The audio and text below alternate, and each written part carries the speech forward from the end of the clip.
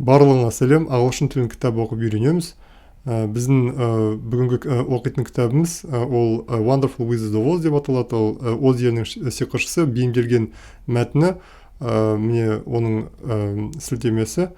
Ол адаптация өткен, яғни оны түпнұсқаны бейімдедім, оны орташа деңгейге дейін. Барлығы 60 бет, 400-450 сөз әр бетте.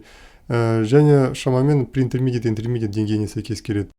Бірінші бетте оқитынымыз 442 сөз, олардың бірегейі 151 және маңыздысы 96 сөз. Осы біздің нәтижеміз. Грамматикалық ережелермен танысамыз, әртүрлі сөздерді өтеміз.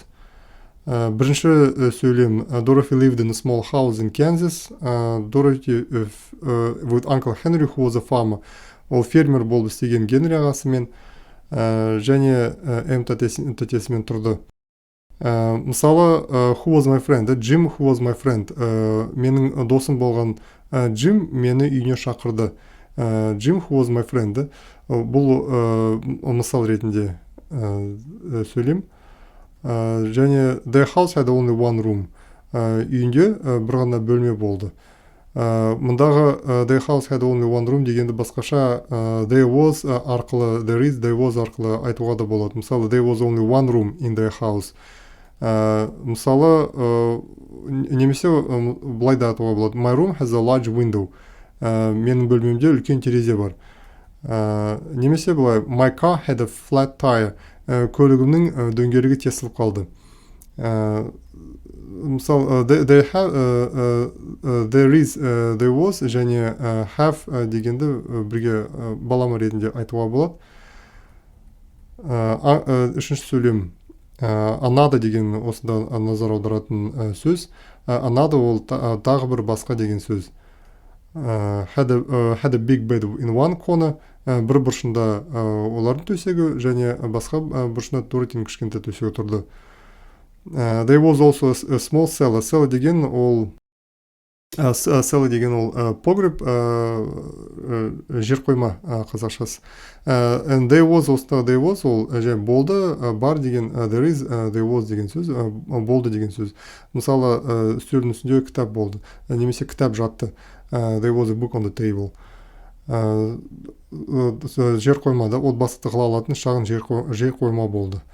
When Dorothy stood in the doorway and looked around, осындағы she could see nothing.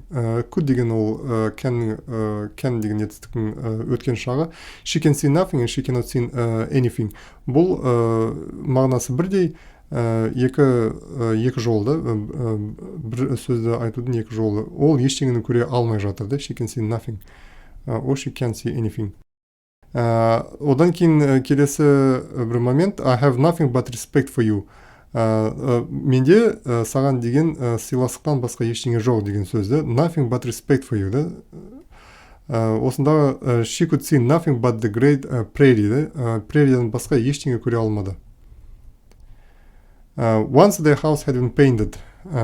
Once деген ол бұрындары, олардың so as деген ол as tall as you. Ол сен сияқты, мысалы, биік. She runs as fast as her brother. Ол ағасы сияқты жылдам жүгіреді. As. Бұрын үйлері боялған болатын. Once the house had been painted. Бірақ бүгіндер бояу күнге желініп, the sun blistered the paint. Прерия сияқты сұр болып кеткен үйлерді. As gray as the prairie. Так, when Aunt Em came there to live, ол тұрмыс құруға келгенде, she was a young pretty wife. The sun and wind had changed her too. Олар да оның келбетін өзгертіп жіберді. They had taken the red from her cheeks and lips, and they were all gray. Олар бетін мен ерін қызыл түстен аралтып, оларды сұр түске бояп тастады. Енді ол күлмейтін болды, күлмей жүретін. And she never smiled now. When Dorothy, who was an orphan, жетім болған Dorothy, алғашқы рет оған келгенде, ол күлкісіне қатты қайран қалды да. She had been very surprised by the laughter. She still looked at Dorothy, wondering how the little girl, ол әлі деді, still әлі де болса, Dorothyге таң қалатын да. Қалай әртүрлі күлуге туралы қызықтарды қалай табатынын таң қалатын. Uncle Henry never laughed. Ол да ешқашан күлмейтін. Ол күні бойы тынбай worked hard all day. And did not know what joy was. Ол қуаныш, ойын сау дегенді не екенін білмейтін.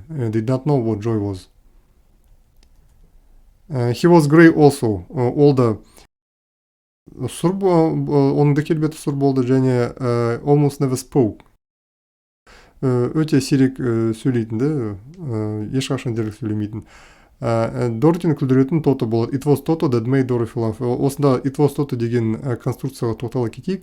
Мысалы былай айтуға болады. Бизнесті ашуға итермелеген, мені бизнесті ашуға итермелеген досым болатын. Ол досым болды, да? Соны айта бергенде бизнесті аш деп. It was my friend who made me start the business деп ағылшынша солай айтамыз. It was my friend who made me start the business. Там, мысалы, it was him who made me do it. It was him who made me say it. Және ары қарай сол конструкцияны it was my friend деп айтамыз. Так, Toto was not grey. Ол оның түсі сұр болмайды, оның түсі қара еді, ол қара ит болды. Одан кейін today, however деген бірақ деген сөз, бірақ бүгін олар ойнап жатпады да. They were not playing. Uncle Henry sat at the door. At the door деген ол бір нәрсенің қасында деген сөз. Есіктің қасына отырып, әдеттегіден де сұр болып қалған көкке қарады. The sky was even grayer than usual, да. Әдеттегіден де сұр болды. Dorothy stood with Toto in her arms, дейді. Дороти Тотоның қолына ұстап алып аспанға қарады. Looked at the sky too. Washing the dishes, да, ыдыс аяқ жуу. From the far north. Алыс теріскеден олар желдің дауысын естиді. Одан кейін олар торнадоның келе жатқан көреді, да. They could see the tornado was coming. Suddenly, кенет. Одан кейін there is a tornado coming деп айтады. Торнадо келе жатыр. Эмта те жұмысын тыстап, тез Dorothy де quick Dorothy she shouted. Run for the cellar. Run деген жүгіру, ал run for ол бір нәрседен құтылу, бір нәрсеге қарай жүгіру. Біздің ертегімізде ол жер қоймаға қарай жүгір дейді. Run for the cellar. Сол мезетте jumped out, қолынан секіріп түсті. And hid under the bed. Төсек астына тығылды. Hid деген, ол hide деген етістіктің өткен шағы. Hide, hid. Одан кейін run after. Run деген жүгіру, ал run after ол біреудің артынан жүгіру. Run after the dog. Оны ұстап алғаннан кейін catch, caught деген өткен шағы. Catch, caught. At last деген ақыр ұстап алғаннан кейін the house shook so hard. Ол сілкінді, одан кейін strange thing happened. The house turned around. Айналып, екі-үш рет айналды, went up into the air. Go up into the air. Ол көкке, самға көкке көтерілу. Осындағы turn деген ол бұрылу. Мысалы, turn left, turn right деп айтамыз. Ал turn around ол 180 градусқа қарай, немесе 160 градус ол айналу деген мағынада. Turn around. Мұндағы as if деген конструкцияға назар аударайық. As if ол жатқандай, ол мысалы бірдеме істеп жатқандай сезінді өзін. As if she were going up in a balloon, да, аю шарды көтеріп жатқандай. Мысалы, she looked at me as if she expected me to say no. As if she expected me. Ол жоқ деп айтқанымды күткендей. As if she expected me to say no. The north and south winds, ол солтүстік пен оңтүстік желдер, олар сол жерде кездесіп, сол and made it the center of the tornado.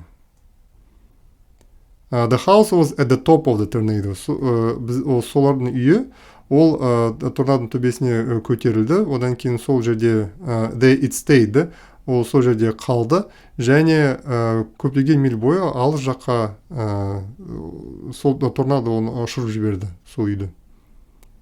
Was carried. Carry деген ол бір нәрсені тасу деген сөз. Осындағы was carried, ол үйге істеп жатқан іс-әрекет, ол мысалы үй өзі ұшып кетпеді, оны торнадо ұшырып жіберді.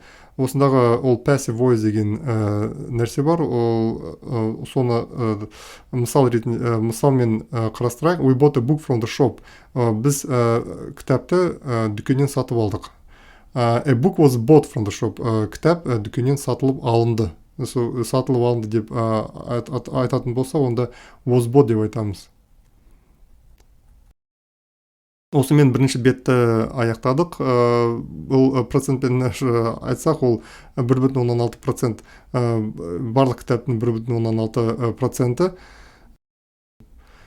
Әлде 59 бет бар, әлде жұмыс көп, бірақ осы кітапты бітірсек, онда әжептәуір ағылшын тілінің деңгейіне жетеміз. Одан кейін практикада бар, тек қана оқу емес, бірақ қазірде бірінші беттен бастап біз көбінесе сол сөздерін жаттап, грамматикасына назар аударып, осыны оқи бастайық. Одан кейін біздің деңгейіміз арта түседі, және осындағы бірінші беттегі сөздердің көбі басқа да беттерде кездесе береді. Сондықтан ағылшын тілін оқи берейік, оқып, және одан кейін практика, ол сөйлем құрастыру деген сөз. Ол бірінші беттің екінші, үшінші беттен кейін біз көбінесе практика көп назар аударатын боламыз. Парақшама жазыла беріңіздер, ағылшын тілін бірге оқиық.